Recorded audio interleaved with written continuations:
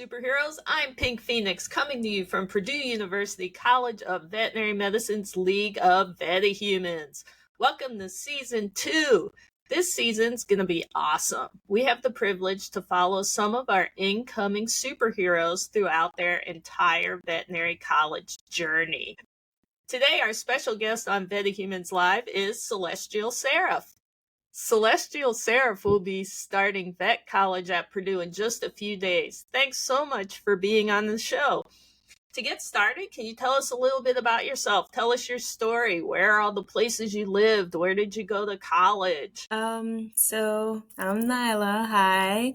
I hail from St. Thomas, United States Virgin Islands. I grew up there for all 18 years of my life. And then at that time, I didn't know what university I wanted to go to until a university fair at my high school. And Iowa State was the only one who offered animal science pre-vet. So I thought that was a sign. And then I went there for undergrad all 4 years. So it was kind of a crazy transition going from super hot and tropical to super Midwest and cold, corn and soybeans. Totally different, but I adapted well. I found friends who took me under their wing and taught me what it was like to walk in ice. And now you're well prepared for life at Purdue. Yeah, now I'm prepared. So I found the Vet of College internship, and I was like, why not? Because I hadn't really decided a vet school that I wanted to go to yet. So I gave that a go and I got in, so now here I am at Purdue. Excellent, and we're so excited that you're here. Tell us about your superhero name. How did that come about? How'd you pick it? Celestial Seraph. Okay, so I like to talk to my brother a lot. We talk almost every day. And I was like telling him I had to pick a superhero name, and coming up with names was not my thing. So he was like, what were you like thinking of doing when you go to vet school? Which is a great start. That's a good starting question. And I was like, okay, I want to do emergency medicine. And he was like, okay, so you're like a savior of some sorts, like a guardian angel. And then we also play video games. So I think that we took a name of like two like heroes or like quest takers, and we put those two names together and we got Celestial Seraph. And then he was like, since you're saving animals in the nick of time, why not make like your superpower something that's like healing, so like divine healing. And I was like, that sounds amazing. So it is perfect. Excellent. So what games do you like to play? I have a couple. I like Assassin's Creed. I like Pokemon. I've been playing Pokemon for years. It's insane. Who's your favorite Pokemon? My favorite? I've never had like a favorite, but I had a favorite type, which is water types. I think that's like pretty solid. You start off with a starter type Pokemon, and I feel like out of grass, fire, and water only has like 2 weaknesses compared to the others. So I was like, that's pretty solid. And you need it for surf and stuff, so having a water type Pokemon is useful. I love water. Yeah. And water is such a big part of all living things. It's perfect. Excellent. So tell us about the moment that you decided you wanted to be a veterinarian. Yeah, so where I'm from, resources for veterinary care is very, very slim. I remember growing up, and I know doctors were a thing. I just never had it like cross my mind that a doctor of animals was a thing. So when I loved animals and my father noticed that I loved animals, he was like, you should be like a vet. And I was like, what's that? And he took me to like some clinics that were like on the island, and there's only 2. There's only 2 on St. Thomas. And when we took a tour, when they gave us a tour, I realized none of the vets looked like me. And that was something I wanted to change. And I also, like, growing up and going on from there and getting interested in vet med, a lot of people were telling me about how, like, funding, like, it's just so expensive. And they were like wondering, how do we take care of like our animals, and our island's already so expensive to live in? Like, we need something that's like low cost spay and neuter clinics, or like low cost vaccination clinics. And that got me into like thinking I should be a veterinarian back home, or at least in a US territory that has like comes like, from the same area like that. I like to work in an area like that. Excellent. I love it. And in a few short years, that dream will come true. So you're going to be starting vet college in just a few days. What do you think it's going to be like? Okay, I hear a lot of times, like from a lot of students, that you get like a ton of information just like washed over you. And I know undergrad and college it's not like that at all. But I feel like at the same time, I've always been the student to take the maximum amount of credits. I was always busy. I was always planning. I've always had like 3 different to-do schedules, and lists that I would follow. So I feel like I would still be doing the same thing. I just have more like dense and intense information in vet school. So I'm going to say not that different than what I've been putting myself through since undergrad, since I've always been like, okay, from 8 to 9, I'm going to exercise. And from 9 to 10, I'm going to class. And then 10 to 11, I'm probably going to go to office hours and, something like that. I love it. I love how prepared you are. So I want to hear more. I love this scheduling, this time management system that you have in place. So tell me. Yeah, I've always thrived on planning and scheduling. It was something my dad always taught me. He's a teacher, so he also has schedules and lesson plans. And I picked up on that like really quickly, and it worked really well with me. And I realized like planning, it's very successful. Like once you have a goal in mind and you tell yourself you're going to do something at this time, it leaves no room for procrastination. And that's how like I got through a lot of my elementary, middle school, high school, and undergrad years. Just like making sure I set a time, setting a goal, and then I will follow through with it. And then I just feel accomplished at the end of the day when I realize everything is just checked off. And I tell my dad about it, and he's like, I taught you well. He ded. So do you like digital planners? Do you like to write things down? Do you like both? What's your favorite way to schedule?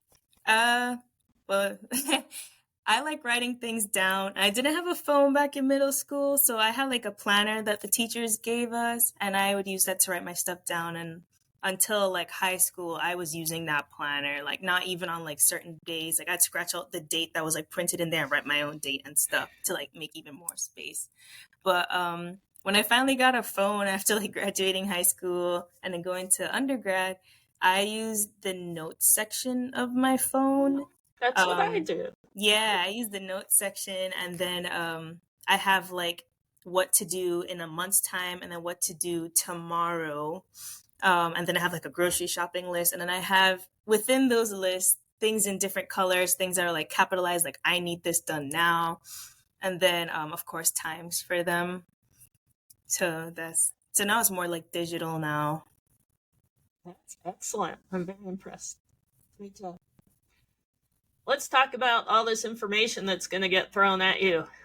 What are your favorite learning strategies, or what learning strategies are you planning to employ? All right. So I've always been, I need to like write my stuff out. I'm not the typer. I can't type on my laptop all day. I'm not a fast typer either. And even though I don't write as fast as I type, which, it is naturally slower just writing.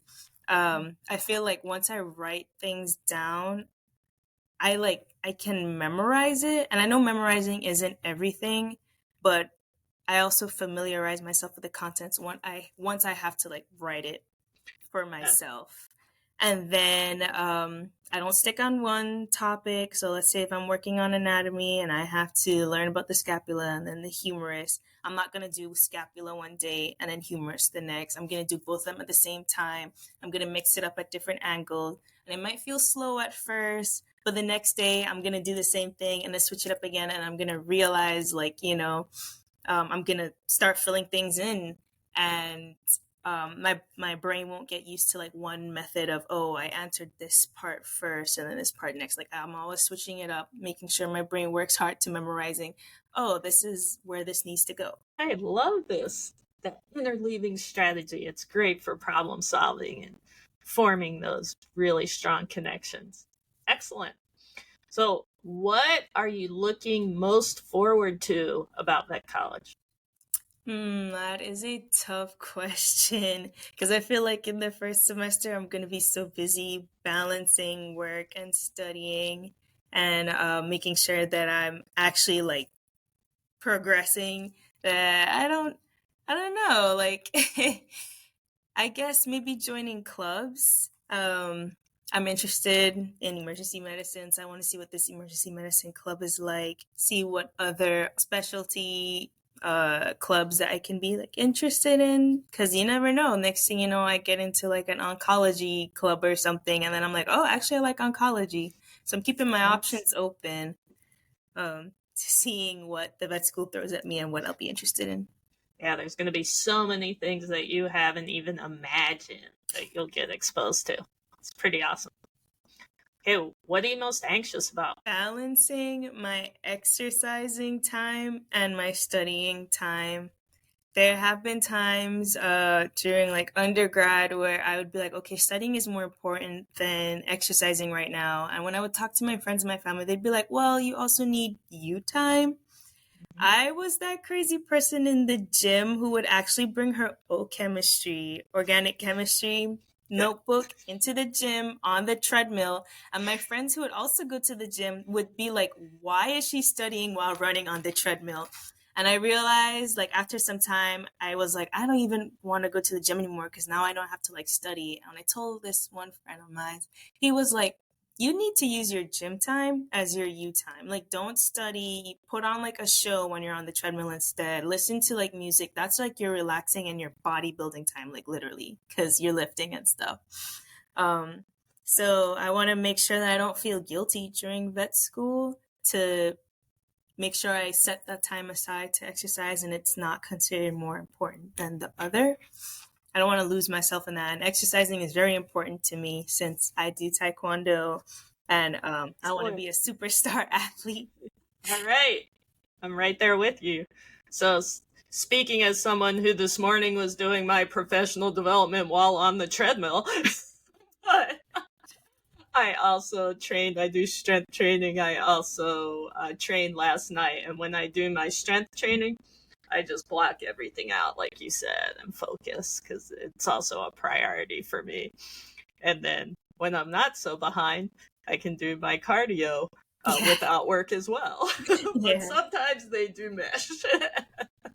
But it's good. I love that you have a plan. I love that you're taking time out for self-care. That's outstanding. The final question. Why did you join the League of Vetihumans? Why did I join? Definitely to get a different outlook. I feel like learning something is one thing and then teaching others is another. I learned that firsthand when I became an advanced rank in Taekwondo. Learning from my superiors when I was like a white and a yellow belt in the beginning, it's one thing. And then when you're like a brown belt, because I'm a brown belt now, and I have to like teach the lower ranks, like forms and whatnot, I'm like, oh, this is like a whole different ballgame. This is what the black belts were doing. Like now I have to like teach. So I think it'd be really helpful to me to like teach and show students actually what vet med is like, you know, give them that experience that vet med is a thing. I think that's fantastic. And now you've got me and now I want to learn Taekwondo from you.